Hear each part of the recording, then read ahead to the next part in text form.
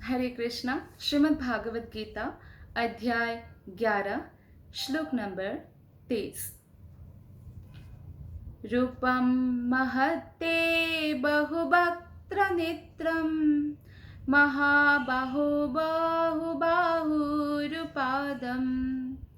बहुदरं बाहुद्रष्ट्रा करालं दृष्टा लोकः प्रव्यथितस्तथाहम् रूपं महत्ते बहुवक्त्रनेत्रं महाबाहुबाहुरुपादं बहुदरं बाहुद्रष्टा करालं दृष्ट्वा लोकः प्रव्यथितस्तथाहम्। अनुवाद और तात्पर्य शिल प्रभुपाद के द्वारा। शिल प्रभुपाद की जय। अनुवाद। हे महाबाहु, आपके इस अनेक मुख, नेत्र, बाहु, जंघा, पांव, पेट तथा भयानक दांतों वाले विराट रूप को देखकर देवता गण सहित सभी लोग अत्यंत विचलित हैं और उन्हीं की तरह मैं भी हूँ। तो इस श्लोक में हम देखते हैं कि भगवान का विराट रूप अर्जुन दर्शन कर रहे हैं। इस अध्याय विराट रूप के ऊपर है 11वां, और अर्जुन अभी कृष्ण को कह रहे हैं कि भगवान आपका जो ये विराट रूप है ना, जिसमें अनंत मुख है, नेत्र है, बाहु है, जंघा है, पाँव है, पेट है और भयानक दांतें भी है, तो इसको देखकर देवतागण तो विचलित है, बाकी लोग भी विचलित है और मैं भी भयभीत हूँ। श्लोक नंबर 24। नभः स्पृशं दीप्तमनेकवर्णं व्याक्ताननं दीप्तविशालनेत्रं दृष्ट्वा हि त्वं प्रव्यथितान्तरात्मा धृतिं न विन्दामि शमं च विष्णु। हे सर्वव्यापी विष्णु, नाना ज्योतिर्मय रंगों से युक्त आपको आकाश का स्पर्श करते, मुख फैलाए तथा बड़ी बड़ी चमकती आंखें निकाले देखकर भय से मेरा मन विचलित है। तो अर्जुन अभी अपने मन की बात कृष्ण को बता रहे हैं। और कृष्ण का जो ओरिजिनल जो भगवान का रूप है, भगवान श्री कृष्ण, तो वो इतना मनमोहक है कि देखते ही आंखें प्यास बुझती नहीं है। और ये विराट रूप इतना भयानक है, तो अर्जुन कह रहे हैं कि मैं भयभीत हूँ, मेरा मन विचलित हो रहा है। और बोलते हैं मैं ना तो धैर्य धारण कर पा रहा हूँ, ना मानसिक संतुलन ही पा रहा हूँ, धैर्य भी खो रहा है, इतना भयानक है। श्लोक नंबर 25। द्रष्टा करालानि च ते मुखानि दृष्ट्वैव कालानलसन्निभानि दिशो न जाने न लभे च शर्मा प्रसीद देवेश जगन्निवास। हे देवेश, हे जगन्निवास, आप मुझ पर प्रसन्न हो। देवेश में समस्त देवताओं के ईश्वर, जगन्निवास में समस्त जगतों का आश्रय कृष्ण को बोल रहे हैं कि हे कृष्ण, आप मुझ पर प्रसन्न हो। मैं इस प्रकार से आपके प्रलयाग्नि स्वरूप मुख को तथा विकराल दांतों को देखकर अपना संतुलन नहीं रख पा रहा हूँ। तो कहने का मतलब है कि भगवान का जो है बहुत विराट रूप, मतलब अनंत कोटि ब्रह्मांड है, कितना विराट होगा। तो इसको देखकर और विकराल दांतों को देखकर अर्जुन डर रहे हैं। बोलते मैं सब ओर से मोहग्रस्त हो गया हूँ। श्लोक नंबर 26 और 27 में कहते हैं अमी च त्वां धृतराष्ट्रस्य पुत्रः सर्वे सहैवावनिपालसङ्घै भीष्मो द्रोणः सुतपुत्रस्तथासो सहास्मदीयैरपि योधमुख्ये। श्लोक नंबर 27। वक्त्राणि ते त्वरमाणा विशन्ति दृष्ट्वा करालानि भयानकानि केचिद्विलग्ना दशन्नन्तरेषु सन्दृश्यन्ते चूर्णितैरुक्तमाङ्गे। धृतराष्ट्र के सारे पुत्र अपने समस्त सहायक राजाओं के सहित तथा भीष्म, द्रोण, कर्ण एवं हमारे प्रमुख योद्धा भी आपके विकराल मुख में प्रवेश कर रहे हैं, मतलब काल के मुख में, मतलब उनका मृत्यु हो रहा है, ये देख पा रहे हैं अर्जुन। क्योंकि कृष्ण ने पहले ही कहा था आप अतीत भी देख सकते हो इस रूप में, वर्तमान भी और भविष्य भी। तो हम देखते हैं कि अर्जुन भविष्य देख रहे हैं। अभी अर्जुन ने युद्ध से पहले ही देख लिया कि भीष्म, द्रोण, कर्ण, दुर्योधन को सहायता करने वाले समस्त राजा और सारे 100 के 100 पुत्र का मृत्यु होने वाला है। और यहाँ तक कि अब कौरवों का मरेंगे तो पांडवों का भी तो बहुत सारे प्रमुख योद्धा मरेंगे ना, तो उनको भी देख रहे कौन कौन मरेंगे। बोलते उनमें से कुछ के शिरों को तो मैं आपके दांतों के बीच चूर्णित हुआ देख रहा हूं। तो एक पिछले श्लोक में भगवान ने अर्जुन को वचन दिया था कि यदि वो कुछ देखने का इच्छुक हो तो उनको दिखा सकते हैं। अब अर्जुन देख रहा है कि विपक्ष के जो नेता हैं और तथा उनके भी कुछ सैनिक और अर्जुन के भी सैनिक जो है विनष्ट हो रहे हैं। यह इसका संकेत है कि कुरुक्षेत्र में एकत्र समस्त व्यक्तियों की मृत्यु के बाद अर्जुन विजयी होगा। यहाँ यह भी उल्लेख है कि भीष्म भी, जिन्हें अजय माना जाता है, वो भी ध्वस्त हो जाएंगे। तो इस तरह से सबका जो है मृत्यु देख रहे थे एक्चुअली अर्जुन कृष्ण के विराट रूप में। श्लोक नंबर 28। यदा नदीनां बहवम्बुवेगः समुद्रमेवाभिमुखा द्रवन्ति तथा तवामि नरलोकवीरा विशन्ति वक्त्राण्यभिविज्ज्वलन्ति। इस प्रकार नदियों की अनेक तरंगे समुद्र में प्रवेश करती है। जैसे नदी है और नदी से उपनदी भी निकल जाती है ना, बड़े बड़े नदियों से, तो वो सभी अंत में समुद्र में प्रवेश करती है। उसी प्रकार ये समस्त महान योद्धा भी आपके प्रज्वलित मुखों में प्रवेश कर रहे हैं। तो भगवान ही काल रूप में स्थित है, तो काल में प्रवेश कर रहे हैं, उनका सबका मृत्यु होने वाला है, ये अर्जुन देख पा रहे हैं। श्लोक नंबर 29। यथा प्रदीप्तं ज्वलनं पतंगा विशन्ति नाशाय समृद्धवेगः तथैव नाशाय विशन्ति लोकः तवापि वक्त्राणि समृद्धवेगः। मैं समस्त लोगों को पूर्ण वेग से आपके मुख में उसी प्रकार प्रविष्ट होते देख रहा हूँ जिस प्रकार पतंगे अपने विनाश के लिए प्रज्वलित अग्नि में कूद पड़ते हैं। तो पतंग हमने देखा ही है कि जब हम अग्नि जलाते हैं, कई बार रात को जो पतंग है वो अग्नि के प्रति अपने आप आकर्षित होते हैं, उसमें कूद जाते हैं और मृत्यु को प्राप्त होते हैं। तो ऐसे ही समस्त योद्धा को मृत्यु के मुख में पूर्ण वेग से प्रवेश करते हुए अर्जुन देख पा रहे हैं। श्लोक नंबर 30।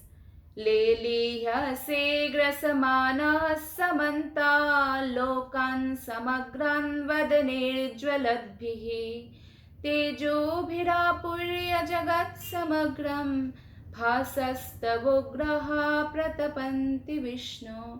हे विष्णु, मैं देखता हूँ कि आप अपने प्रज्वलित मुखों से सभी दिशाओं के लोगों को निगले जा रहे हैं। आप सारे ब्रह्मांड को अपने तेज से आपूरित करके अपनी विकराल झुलसाती किरणों सहित प्रकट हो रहे हैं।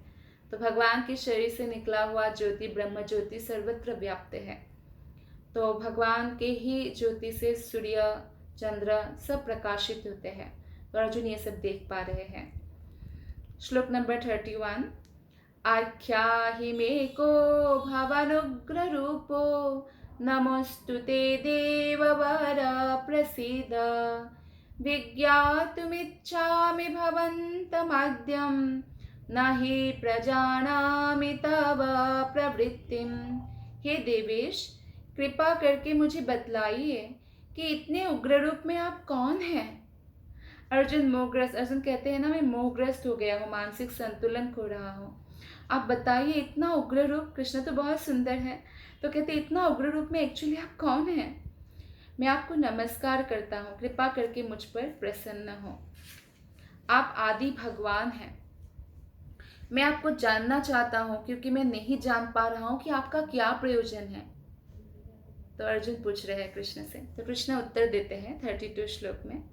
श्रीभगवानुवाच कालोऽस्मि लोकाक्षयकृत् प्रवृद्धो लोकान् समाहर्तुमिह प्रवृत्तः ऋतेऽपि त्वं न भविष्यन्ति सर्वे येव स्थितः प्रत्यनीकेषु योधः। भगवान ने कहा, समस्त जगतों को विनष्ट करने वाला काल हूं मैं, और मैं यहाँ समस्त लोगों का विनाश करने के लिए आया हूँ। तुम्हारे यानी पांडवों के सिवा दोनों पक्ष के सारे योद्धा मारे जाएंगे। तो भगवान ने बताया अर्जुन को, जब अर्जुन ने पूछा कि क्या आपका आवश्यकता है, आप इतना उग्र रूप क्यों धारण किए हैं, तो भगवान कहते हैं मैं काल हूँ, ये सबको मैं विनष्ट करने आया हूँ। ये कुरुक्षेत्र के रण में सब नष्ट हो जाएंगे पांडवों के अलावा। तो इसमें यद्यपि अर्जुन जानता था कि कृष्ण उसके मित्र तथा भगवान हैं, तो भी वो कृष्ण के विविध रूपों को देखकर बहुत चकित था, आश्चर्यचकित हो गए थे। इसलिए उसने विनाशकारी शक्ति के उद्देश्य के बारे में पूछताछ की कि विनाशकारी क्या रूप है, या इतना उग्र रूप, आपके दांतों तले इनका सर चूर चूर हो रहा है, सारे धृतराष्ट्र के पुत्र, और क्या इसका क्या प्रयोजन है इतना उग्र रूप का। वेदों में लिखा है कि परम सत्य हर वस्तु को, यहाँ तक कि ब्राह्मणों को भी नष्ट कर देते हैं। कठोपनिषद 1.2.25 का ये वचन है। यस्य ब्रह्म च क्षेत्रम च उभे भवतो दनः मृत्युर्यस्योपसेचनम का इत्था वेद यत्र सा। अंततः सारे ब्राह्मण, क्षत्रिय, अन्य सभी परमेश्वर द्वारा काल कबलित होते हैं। भले कोई ब्राह्मण बन के भी जन्म ले, मृत्यु को तो प्राप्त करना ही होता है इस भौतिक संसार में, उस उद्देश्य से बताया गया है। परमेश्वर का यह रूप सबका भक्षण करने वाला है, काल रूप जो है। और यहाँ पर कृष्ण अपने को सर्वभक्षी काल के रूप में प्रस्तुत करते हैं। केवल कुछ जो पांडवों के अतिरिक्त युद्धभूमि में आए सभी लोग उनके द्वारा भक्षित होंगे, पांडव और कुछ बहुत ही कम लोग। उसके बाद में हम देखते हैं सब योद्धा मारे जाते हैं। एक्चुअली अर्जुन लड़ने के पक्ष में न था, वो युद्ध ना करना श्रेयस्कर समझता था, क्योंकि तब किसी प्रकार की निराशा ना होती। अर्जुन को ये दिखाई दे रहा था कि सब लोग मारे जाएंगे। पहले ही अर्जुन को ये भान था, क्योंकि अर्जुन के साइड तो बहुत कम है, उससे 3 गुना तो दुर्योधन के साइड है। और ऊपर से भीष्म पितामह जैसे जो डेली 20,000 सेना मार देते थे पांडवों के, आप सोचिए। तो अर्जुन नहीं अपनी सेनाओं को खोना चाहते थे और ना ही अपने संबंधियों को, तो युद्ध नहीं करना चाहते थे। किंतु भगवान का उत्तर है कि यदि वो नहीं भी लड़ता तो भी सारे लोग उनके ग्रास बनते, क्योंकि यही उनकी इच्छा है। क्योंकि जैसे ही द्रौपदी का अपमान हुआ, तुरंत ही सबका जो है आयु क्षय हो गया था, और ऐसे अधर्मी लोगों का जो साथ दिया उनका भी आयु क्षय हो गया था। और एक्चुअली जिसका जब मृत्यु जैसे होना है वैसे ऑलरेडी भगवान डिसाइड कर चुके होते हैं। तो अगर नहीं भी लड़ते ये 18 दिन, तब भी वो लोग मर जाते हैं। कृष्ण ये बताना चाह रहे हैं। तो इससे अच्छा है कि अपने भक्तों को कृष्ण हमेशा हीरो बनाते हैं। तो कृष्ण तो अपने ही चक्र से सबको मार सकते हैं, या इच्छा मात्र से मार सकते हैं, चक्र चलाने की भी जरूरत नहीं है। फिर भी जो है अर्जुन को श्रेय दे रहे हैं भगवान। जैसे कि जब सृष्टि का जब प्रारंभ हुआ, मतलब सृष्टि मतलब जब भगवान की नाभि कमल से ब्रह्मा जी उत्पन्न हुए, तो ब्रह्मा जी ने जब देखा बहुत सारा, भगवान ने कहा कि सृष्टि करो, तो इतना प्रलयंकारी जो है समुद्र का, वो पूरा पानी पानी, कुछ भी नहीं है। तो बहुत घबरा गया कि मैं कैसे सृष्टि करूँगा। तो भगवान मुस्कुरा के कहते हैं ब्रह्मा जी को कि मैं ऑलरेडी सृष्टि कर चुका हूँ, आपको बस माध्यम बनना है। तो यही बात आप भगवान जो है अर्जुन को बोल रहे हैं कि मैं ऑलरेडी काल द्वारा उनको ग्रसित कर चुका हूँ, आपको बस माध्यम बनना है। यदि अर्जुन नहीं लड़ता तो ये सब अन्य विधि से मरते, लेकिन मरते जरूर। मृत्यु रोकी नहीं जा सकती, चाहे वे लड़े या ना लड़े। जब जिसका मृत्यु होना है वो होकर रहेगा, लड़े या ना लड़े। लड़कर मरने से उनको क्या फायदा हुआ? कृष्ण सामने थे युद्धस्थली में, तो सबको वैकुंठ मिला, सबको, जो अनेकानेक हजारों जन्म के बाद लोगों को मिलता है भक्ति करने से, वो भी तो यहाँ पे युद्ध करते हुए प्राप्त हुआ। कितना बड़ा लाभ मिला उनको। वस्तुतः जो मृत्यु है पहले, वस्तुतः जो भी शरीर है वो पहले से ही मृत है, और मृत्यु है जो शरीर का अवश्यम भावी है। काल विनाश है, और परमेश्वर की इच्छा के अनुसार सारे संसार को विनष्ट होना है, ये प्रकृति का नियम है। हालांकि ये सोचने में लोग घबराते हैं कि हम मरने वाले हैं, या कई बार बीमार होने पर भी घबरा जाते हैं कि शायद इस बार मरने वाले हैं। लेकिन कभी भी इंसान मरे 100 साल बाद या 200 साल तो नहीं रहते, 100 साल बाद, तो भी मृत्यु को रोका नहीं जा सकता है। हर व्यक्ति का एक दिन मृत्यु जरूर होगा, यही प्रकृति का नियम है, शरीर का, आत्मा का नहीं। आत्मा तो फिर अपने कर्म के हिसाब से या तो फिर जन्म लेंगे, शुद्ध भक्ति क्या तो भगवत धाम जाएंगे। श्लोक नंबर 33। तस्मात् त्वमुत्तिष्ठ यशो लभस्व जित्वा शत्रुन् भुङ्क्ष्व राज्यं समृद्धं मयैवैते निहताः पूर्वमेव निमित्तमात्रं भव सव्यसाचिन्। तो कृष्ण अर्जुन को आप आदेश दे रहे एक प्रकार से, बोलते अतः उठो, लड़ने के लिए तैयार हो और यश अर्जित करो। अर्जुन को ऑलरेडी बता दिया कृष्ण ने कि सबको तो मैं मार ही चुका हूँ, आपको बस उठना है, लड़ना है और यश अर्जित करना है। अपने शत्रुओं को जीतकर संपन्न राज्य का भोग करो। ये सब मेरे द्वारा पहले ही मारे जा चुके हैं। हे सव्यसाची, सव्यसाची मतलब जो अंधेरे में भी तीर चला सकते हैं, उनको अर्जुन को कहा है। तुम तो युद्ध में केवल निमित्त मात्र हो सकते हो। ठीक उसी प्रकार से हम भी निमित्त मात्र है। जैसे हम दुख नहीं मांगते फिर भी दुख आता है, वैसे ही सुख भी आना ही है। हमें बस अपना कर्तव्य पालन करना है। जैसे कि कृष्णा बोल सकते थे अर्जुन को, तुम बैठो रथ में, मैं आप सबको मार देता हूँ अपने सुदर्शन से। नहीं, कृष्णा अर्जुन को श्रेय देना चाहते थे। तो कृष्णा ने अर्जुन को बोला कि उठो, लड़ो, यश की प्राप्ति करो, क्योंकि मैं तो कर चुका हूँ ऑलरेडी। आपको बस माध्यम बनना है, निमित्त मात्र बनना है। निमित्त मात्रम भव सव्यसाचिन्, निमित्त मात्र भव। हे अर्जुन से निमित्त बनो। तो इस प्रकार से हमें भी, अगर हमने कोई बहुत कोई अच्छा कार्य किया भी है तो उसका क्रेडिट हमें नहीं लेना चाहिए, क्रेडिट हमेशा भगवान को देना चाहिए या हमारे जो गुरुजन हैं, गुरु हैं, उनको देना चाहिए। ऐसा क्यों? क्योंकि हम गुरु और कृष्ण की कृपा से ही कुछ कर पाते हैं। यहाँ तक कि जो लोग भगवान की भक्ति नहीं भी करते हैं, फिर भी वो कोई ग्रेट कार्य अगर कर चुके होते हैं तो भी वो भगवान की कृपा होती है, क्योंकि सब लोग भगवान के अंश हैं। तो भगवान सबके प्रति कृपा करते हैं। अगर कोई प्रयास करते हैं, उनके प्रयास को भगवान रिवॉर्ड्स भी देते हैं, सैंक्शन भी करते हैं। तो इसीलिए हम सब निमित्त मात्र है। सब महान कार्य भगवान द्वारा ही संपन्न होता है।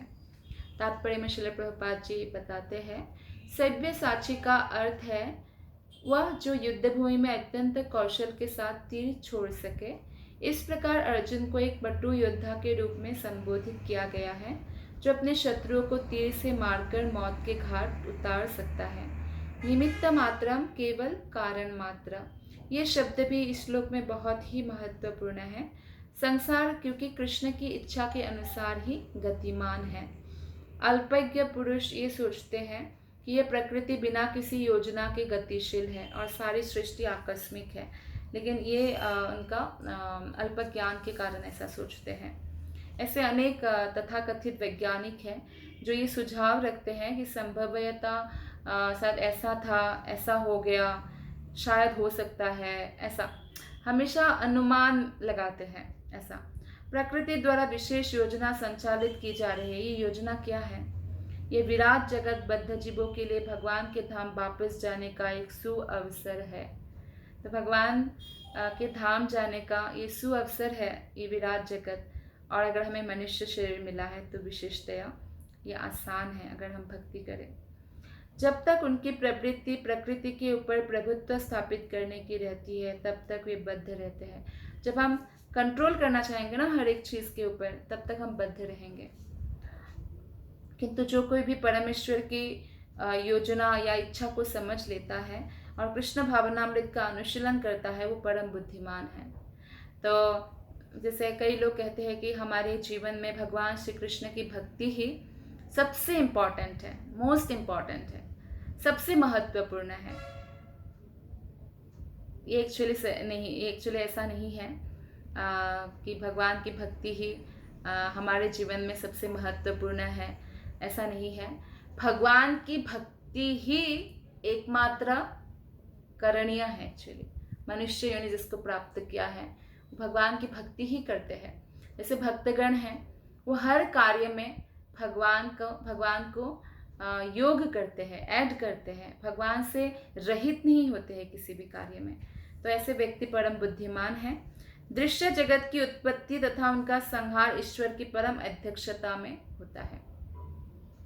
भगवान अध्यक्षता करते हैं। कई लोग ऐसा प्रश्न करते हैं कि भगवान ने हमारे पास तो कोई ऑप्शन ही नहीं छोड़ा, मतलब हमें भगवान की भक्ति करनी ही पड़ेगी, भगवत धाम जाना ही पड़ेगा, और नहीं तो हम यहाँ रहेंगे तो दुखी रहेंगे, माया का मार खाते रहेंगे, तो भगवान ने हमें क्यों अपना दास बना के रखा है, और क्यों ना हम भगवान नहीं बन सकते, और लाइक दैट भगवान ने हमें अपना सेवक ही बनाना, जीवेर स्वरूप है कृष्ण नित्य दास, हम कृष्ण के नित्य दास है, ऐसा क्यों है।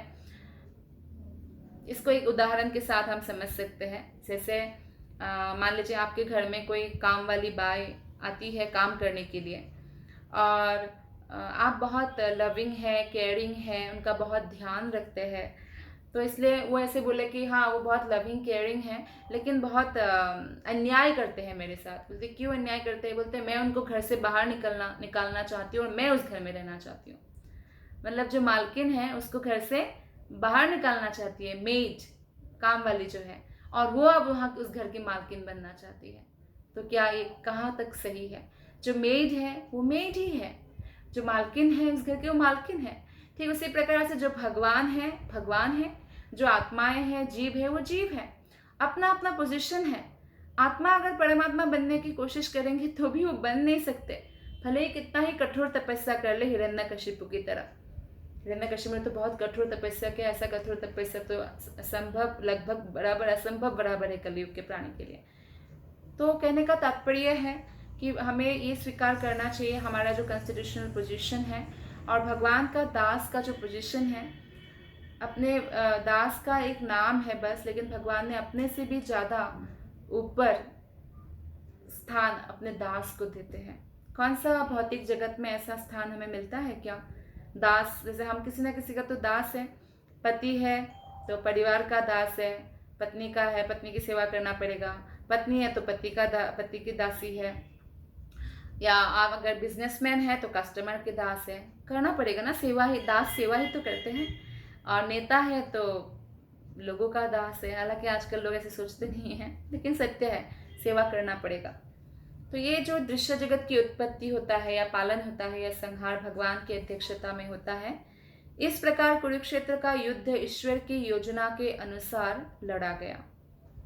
अर्जुन युद्ध करने से मना कर रहा था, किंतु उसे बताया गया कि परमेश्वर की इच्छा अनुसार उसे लड़ना होगा, क्योंकि भगवान पूरे विश्व में धर्म की स्थापना करना चाहते थे। अधार्मिक लोगों का बोझ विश्व से कम करना चाहते थे, और एक प्रकार से भगवान कुरुक्षेत्र के सभी योद्धाओं को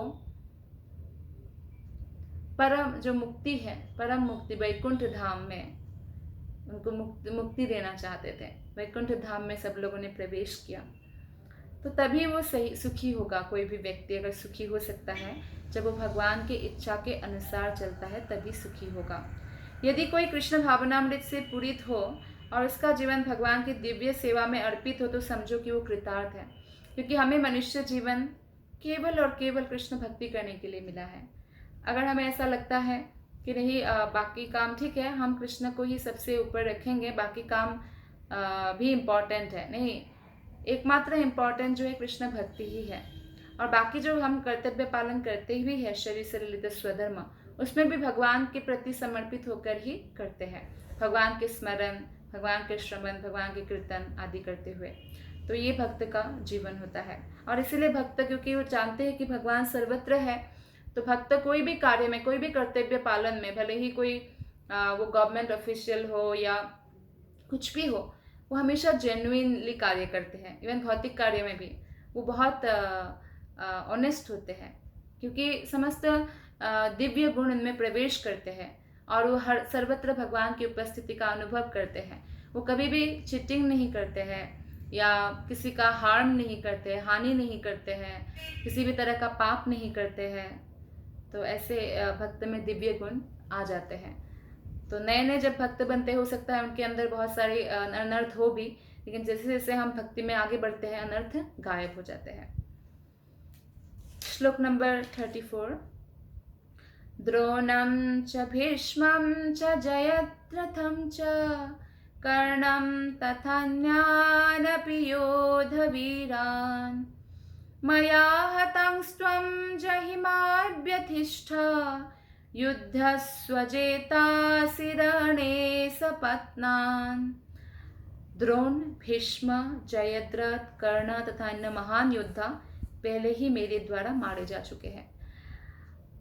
जयद्रथ जो है बहनोई है एक्चुअली दुर्योधन का, और वो भी बहुत वीर तो है लेकिन लस्टी। जैसे ही द्रौपदी को वन में अकेले देखा, जबकि मालूम है कि उनकी रिलेटिव्स में है द्रौपदी, फिर भी द्रौपदी को किडनैप कर लिया था। फिर बाद में पांडवों ने उनका अपमान करके जब द्रौपदी को उद्धार किया उन्होंने जयद्रथ के हाथ से, और फिर मुंडन करके छोड़ दिया। जो क्षत्रिय के लिए बहुत अपमान भी बहुत मृत्यु जैसा ही होता है, तो ऐसे ही उनको कर दिया।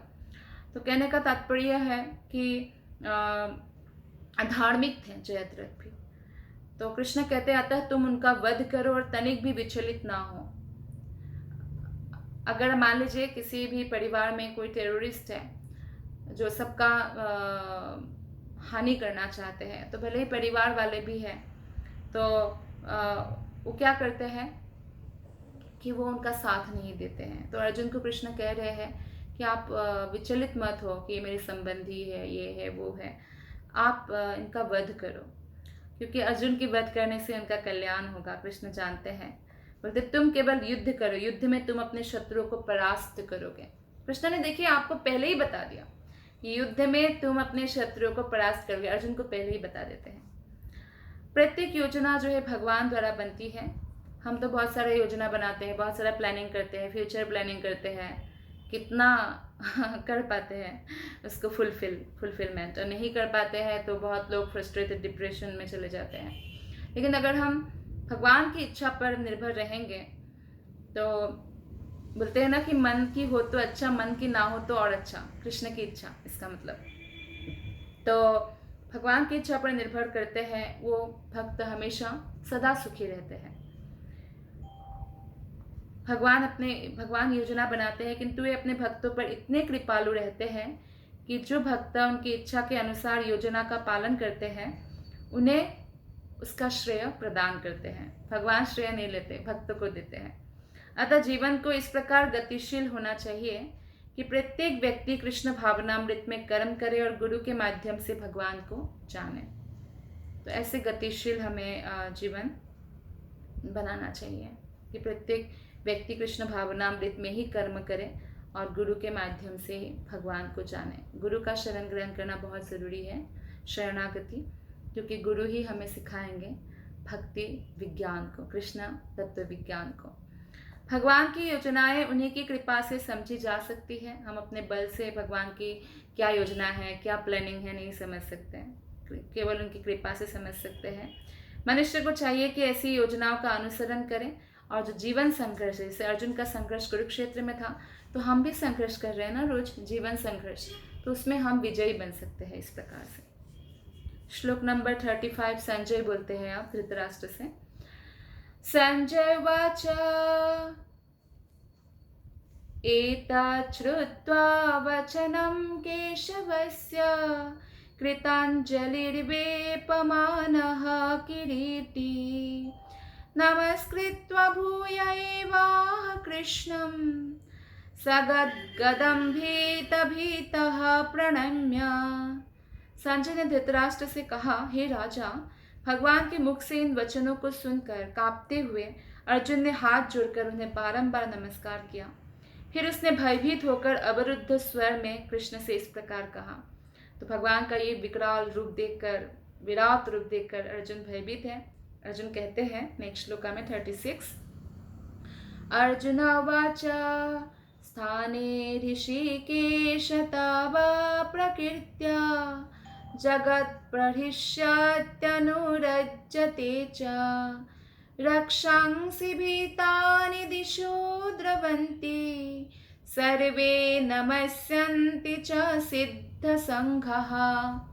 अर्जुन ने कहा, हे ऋषिकेश, आपके नाम के श्रवण से संसार हर्षित होता है और सभी लोग आपके प्रति अनुरक्त होते हैं। यद्यपि सिद्ध पुरुष आपको नमस्कार करते हैं, किंतु असुरगण भयभीत है और इधर उधर भाग रहे हैं, यह ठीक ही हुआ। तो ऋषिकेश मतलब जो हमारे इंद्रियों का भी पालन करते हैं, कहते हैं कि आपके नाम के श्रवण से संसार हर्षित होता है। भगवान का नाम इतना ऑस्पिशियस है, इतना शुभ है। जब भगवान का नाम लिया जाता है, दशों दिशाओं में केवल मंगल ही मंगल होने लगता है।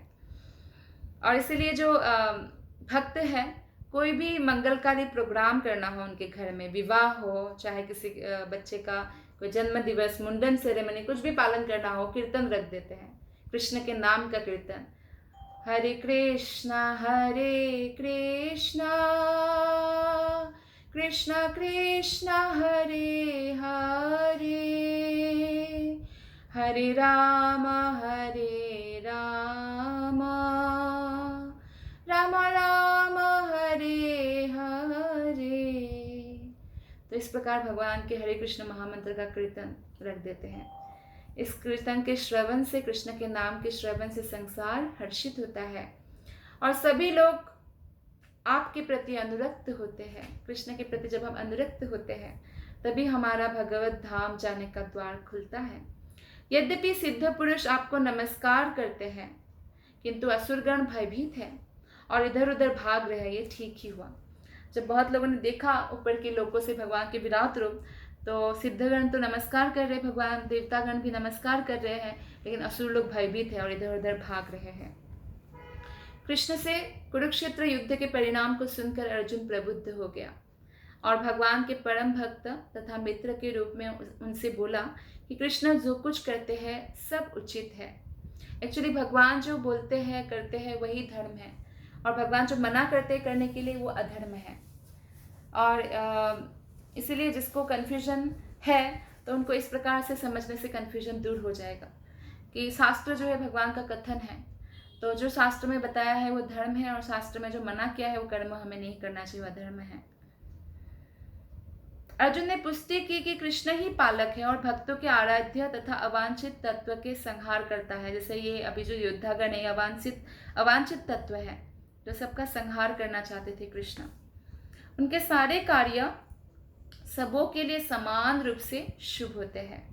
यहाँ पर अर्जुन यह समझ पाता है कि जब युद्ध निश्चित रूप से होना था तो अंतरिक्ष से अनेक देवता, सिद्ध, उच्चतर लोगों के बुद्धिमान प्राणी युद्ध को देख रहे थे। क्यों देख रहे थे? हर युद्ध को देखते हैं क्या? जैसे लोग क्रिकेट मैच देखते हैं, तो देवतागण ऊपर के समस्त लोग युद्ध देख रहे थे। क्यों? क्योंकि कृष्ण उपस्थित थे। कृष्ण लीला चल रहा था वो पर्टिकुलर समय में। हमारा समय और वहाँ का समय बहुत डिफरेंट है। जितना ऊपर जाएंगे उतना समय का डिफरेंस आता जाएगा। तो अगर हमारे ऊपर जैसे स्वर्ग लोक है, स्वर्ग लोक का एक दिन हमारे यहाँ एक साल है। एक दिन मतलब 24 घंटा, वहाँ का 12 घंटा हमारे यहाँ 6 महीना है। तो इस हिसाब से थोड़े समय के लिए जो भगवान लीला करने के लिए आते हैं तो वो लोग पूरा कृष्ण पर नजर टिकाए रखते, कृष्ण की लीलाओं का आनंद उठाते हैं और युद्ध भी देख रहे थे वो लोग, क्योंकि कृष्ण उपस्थित थे। जब अर्जुन ने भगवान का विश्व रूप देखा तो देवताओं को आनंद हुआ, किंतु अन्य लोग जो असुर तथा नास्तिक थे भगवान की प्रशंसा सुनकर सहन नहीं कर सके। बहुत एनवियस होते हैं असुरगण, भगवान की प्रशंसा सुनना नहीं। ये क्या लेक्चर है, ये समय नष्ट है, हम तो पब जाएंगे। वो लोग भले ही अल्कोहल में, अलग अलग जगहों पे जहाँ पाप का अड्डा है, इसे जुआ खेलना, इसमें समय व्यर्थ करेंगे, लेकिन भगवान के बारे में सुनना सहन नहीं कर सकते हैं, लड़ लेंगे। वे भगवान के विनाशकारी रूप से डर कर भाग गए असुर। भक्तों तथा नास्तिकों के प्रति भगवान की व्यवहार की अर्जुन द्वारा प्रशंसा की गई है। भक्त प्रत्येक अवस्था में भगवान का गुणगान करता है, क्योंकि वो जानता है कि भगवान जो भी करते हैं सबों के हित में है। गॉड इज ओनली परफेक्ट, ये भक्त जानते हैं। श्लोक नंबर 37। कस्माच्च तेनानमिरन् महात्मन् गरीयसे ब्रह्मणोऽप्यादिकर्त्रे अनन्तदेवेश जगन्निवासा त्वमक्षरं सदसत्तत्परं यत्। हे महात्मा, आप ब्रह्मा से भी बढ़कर है, आप आदि सृष्टा है। तो फिर वे आपको सादर नमस्कार क्यों ना करें? हे अनंत, हे देवेश, हे जगन निवास, आप परम स्रोत अक्षर कारणों के कारण तथा इस भौतिक जगत से परे हैं। तो साफ साफ बताते हैं, क्योंकि असुर लोग तो ब्रह्मा की तपस्या करते हैं, शिव की तपस्या करते हैं, विष्णु की नहीं करते, क्योंकि उनको मालूम है कि विष्णु उनके ऐसी इच्छाओं को पूर्ति नहीं करेंगे, विनाशकारी इच्छाओं को। तो फिर ब्रह्मा और शिव भी भगवान कृष्ण की भक्ति करते हैं, कृष्ण की आराधना करते हैं, कृष्ण के नाम का जप करते हैं। तो बताते हैं कि महात्मा है भगवान, आप ब्रह्मा से भी बढ़कर है, आदि सृष्टा है, ब्रह्मा का भी कारण है भगवान, समस्त कारणों का कारण है। तो अर्जुन इस प्रकार नमस्कार करके यह सूचित करता है कि कृष्ण सबों के पूजनीय है। इसीलिए तो राष्ट्रीय यज्ञ में भगवान को अग्र पूजा दिया गया था, जब शिशुपाल सहन नहीं कर पाए थे। जबकि व्यासदेव जैसे बड़े बड़े मुनि चुपचाप रहे थे। ब्राह्मणों के सामने क्षत्रियों को अग्र पूजा थोड़ी दिया जाता है, कृष्ण तो क्षत्रिय कुल में पैदा हुए थे। लेकिन ब्राह्मण लोग जानते हैं कि वो भगवान है, और शिशुपाल इसलिए सहन नहीं कर पाए थे। तो इसलिए भगवान को बहुत सारे गालियाँ दिया था उसने, अपशब्द बोले। तो क्योंकि उनकी माता कृष्ण की बुआ लगती, तो माता को कृष्ण ने वचन दिया था। एक्चुअली क्या हुआ था, शिशुपाल का जब जन्म हुआ था तो वो त्रिनेत्र, भगवान शिव जैसे सुंदर नहीं, भगवान शिव त्रिनेत्र है लेकिन बहुत सुंदर है, दिव्य है। लेकिन शिशुपाल का जब 3 आंखें हैं तो बहुत कुरूप लगते हैं। जैसे अभी किसी बच्चे का ऐसे 3 आंखें पैदा हो जाए, बीच में से ऐसे आंखें खुला हुआ, कितना कुरूप लगेगा, भयानक। तो ऐसे ही लगता था शिशुपाल। और हाथ जो है 4 था। अब विष्णु लोक के लोगों का 4 हाथ है, कितने दिव्य कितने सुंदर लगते हैं। लेकिन शिशुपाल का जब 4 हाथ था, राक्षस जैसा दिखता था। किसी बच्चे से किसी बच्चा पैदा हो जाए 4 हाथ और त्रिनेत्र, भयंकर लगेंगे, तो कोई भी माँ पसंद नहीं करेंगे। तो ऐसा घोषणा किया। हाँ, तो ऐसा उन लोगों ने सोचा कि कैसे होगा कैसे होगा, बहुत दुखी थे। तो आकाशवाणी हुआ कि जिसकी गोदी में आकर इनका एक त्रिनेत्र में से एक नेत्र यहाँ से और हाथ 2 तो मतलब गिर जाएगा, उन्हीं के हाथों उनका मृत्यु होगा। लेकिन इसका उपाय है कि किसी की गोद में आके ठीक हो जाएगा। तो तब क्या हुआ, इतने लोगों को बुलाया, किसी के भी हाथों में ऐसा नहीं हुआ। लेकिन जब भगवान गए, कि रिश्तेदार है भगवान कृष्ण भी, जब भगवान कृष्ण गए और बच्चे को ऐसे ही उठाया, भाई लगते हैं, तो आंखें और हाथ झड़ गए। तो माता समझ गई कि कृष्ण के हाथ ही मृत्यु होगा। तो फिर क्या हुआ, फिर बोला कि माफ़ कर देना, मारना मत मेरे बच्चे को। तो बोलते मैं 100 अपशब्द तक माफ़ कर दूंगा, उसके बाद नहीं। तो इस प्रकार शिशुपाल 100 से ज़्यादा बोला और उनको चक्र से भगवान ने मार दिया, लेकिन उनको भी मुक्ति प्राप्त हुआ। तो ये भगवान की महानता है कि मारकर भी मुक्ति प्रदान करते हैं। तो यहाँ पे जो है भगवान समस्त कारणों का कारण है। अर्जुन इस प्रकार नमस्कार करके ये बताते हैं कि सबसे पूजनीय भगवान ही है, वे सर्वव्यापी है और प्रत्येक जीव की आत्मा है। अर्जुन कृष्ण को महात्मा कहकर संबोधित करता है, जिसका अर्थ है कि वे उदार और अनंत है। अनंत सूचित करता है कि ऐसा कुछ भी नहीं जो भगवान की शक्ति और प्रभाव से आच्छादित ना हो। सब कुछ भगवान की शक्ति के अंदर है। देवेश का अर्थ है कि वो देवताओं के भी नियंता है, समस्त देवताओं के, और सबके ऊपर है, कोई उनके इक्वल नहीं है और ना ही उनसे बढ़कर है। वे समग्र विश्व के आश्रय है। अर्जुन ने सोचा कि यह सर्वथा उपयुक्त है कि सारे सिद्ध तथा शक्तिशाली देवता भगवान को नमस्कार करते हैं। क्यों? क्योंकि भगवान से बढ़कर कोई भी नहीं है। इसलिए अर्जुन विशेष रूप से उल्लेख करता है कि कृष्ण ब्रह्मा से भी बढ़कर है, क्योंकि ब्रह्मा उन्हीं के द्वारा उत्पन्न हुए हैं। ब्रह्मा का जन्म कृष्ण के ही जो पूर्ण विस्तार है गर्भोदय कक्षाई विष्णु के नाभि कमल से हुआ है। और इसलिए ब्रह्मा से जब उत्पन्न शिव जी, जब ब्रह्मा के पुत्र होते हैं, जैसे कि नारद मुनि होते हैं या 4 कुमार होते, तो सब मना कर देते सृष्टि करने के लिए। ब्रह्मा सृष्टि करने के लिए है और मना कर देते, तो ब्रह्मा को क्रोध आता है। और जब क्रोध आता है पर वो कंट्रोल भी करते हैं, लेकिन उनके माथे से एक रेड कलर का एक बच्चा निकलता है, यानी भगवान शिव जी उत्पन्न होते हैं। एवं अन्य सारे देवताओं को चाहिए कि उन्हें नमस्कार करें। श्रीमद् भागवत में कहा गया है कि शिव, ब्रह्मा तथा इन जैसे अन्य देवता भगवान का आदर करते हैं। अक्षरम शब्द यहाँ पे इस श्लोक में बहुत महत्वपूर्ण है, क्योंकि यह जगत जो है विनाशशील है, किंतु भगवान इस जगत से परे हैं। वे समस्त कारणों के कारण हैं, इसलिए वे इस भौतिक प्रकृति के तथा इस दृश्य जगत के समस्त बद्ध जीवों से श्रेष्ठ है, इसलिए तो वो परमेश्वर है। कोई भी जीव कभी भी कृष्ण के बराबर नहीं बन सकती। ये वृथा प्रयास है, समय की बर्बादी है। अगर कोई ऐसा तपस्या करे कि मैं भगवान बन जाऊं, हो सकता है उनको कोई सिद्धियां प्राप्त हो जाए, कंट्रोल थोड़ा बहुत मेटेरियल नेचर पर कर पाए, लेकिन भगवान नहीं बन सकते हैं। श्लोक नंबर 38। त्वमादिदेवः पुरुषः पुराण, त्वमस्य विश्वस्य परं निधानम्, वेत्तासि वेद्यं च परं च धाम, त्वया ततं विश्वमनन्तरूप। आप आदि देव, सनातन पुरुष तथा इस दृश्य जगत के परम आश्रय हैं। आप सब कुछ जानने वाले हैं और आप ही वह सब कुछ है जो जानने योग्य है। भगवान सबके बारे में सब कुछ जानते हैं, सर्वत्र है, हम कुछ भी नहीं छुपा सकते। और अगर कुछ जानने योग्य है, सर्वश्रेष्ठ है, वो भगवान ही है। इसलिए हम सबको भगवान के बारे में जानने का प्रयत्न करना चाहिए। जितना अधिक हो सके उतना भगवत कथा श्रवण करना चाहिए। आप भौतिक गुणों से परे परम आश्रय हैं। हे अनंत रूप, यह संपूर्ण दृश्य जगत आपसे व्याप्त है। तो प्रत्येक वस्तु भगवान के प्रति आश्रित है। भगवान परम आश्रय है। निधानम शब्द जो यहाँ पे उपयोग किया गया, परम निधानम, तो का अर्थ है ब्रह्म, तेज समेत सारी वस्तुएं कृष्ण पर आश्रित हैं, यहाँ तक कि ब्रह्म ज्योति भी।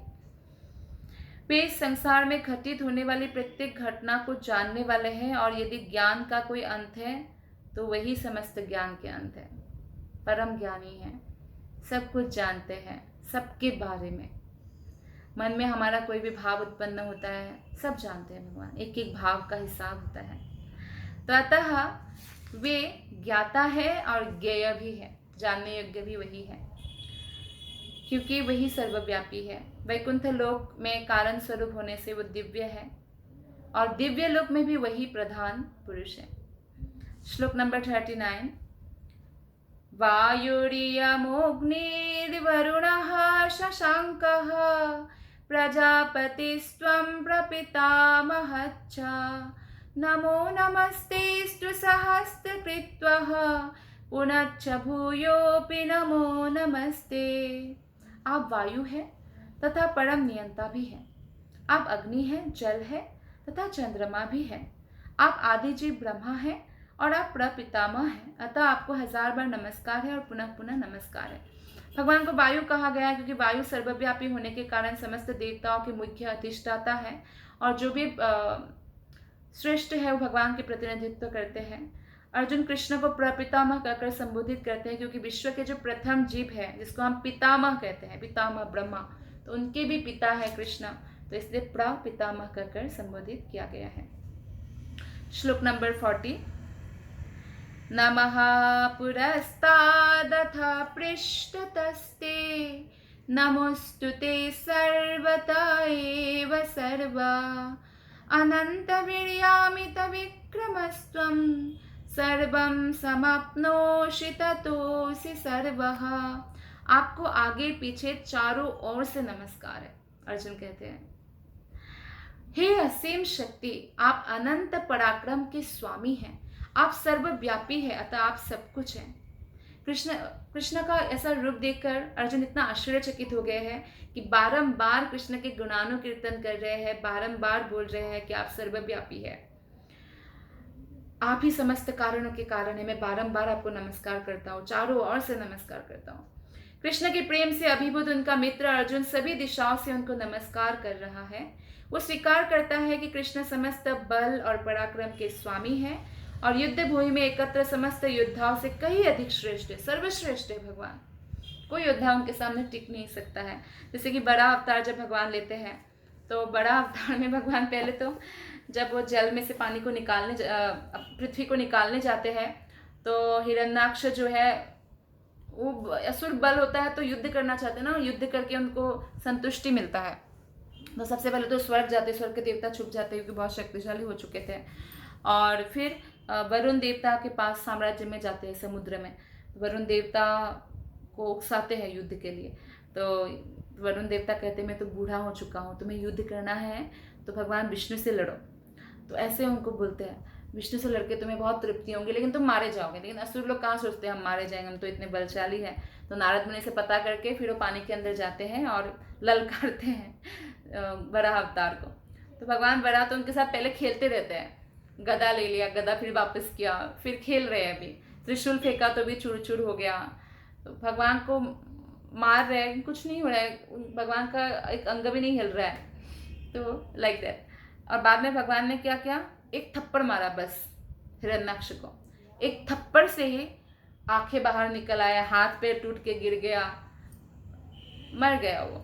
सिर्फ एक थप्पड़ से ना भगवान कितने शक्तिशाली है, उनको कोई कुछ करने की जरूरत नहीं, कोई अस्त्र की भी जरूरत नहीं एक्चुअली। वो तो भगवान यूज करते हैं सुदर्शन चक्र का, लेकिन ही इज वेरी पावरफुल।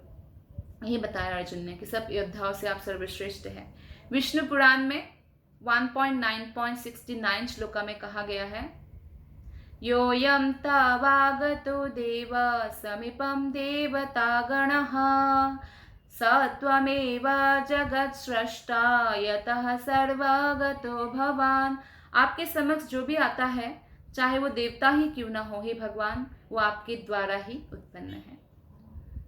तो इस प्रकार से आज 40वां श्लोक तक हमने पढ़ा और इससे हमें पता चला कि अर्जुन विराट रूप देखकर बहुत अभिभूत हो चुके हैं, थोड़ा भयभीत भी हो चुके हैं और भगवान को बारंबार प्रणाम कर रहे हैं और भगवान का गुणगान कर रहे हैं। धन्यवाद। हरे कृष्णा।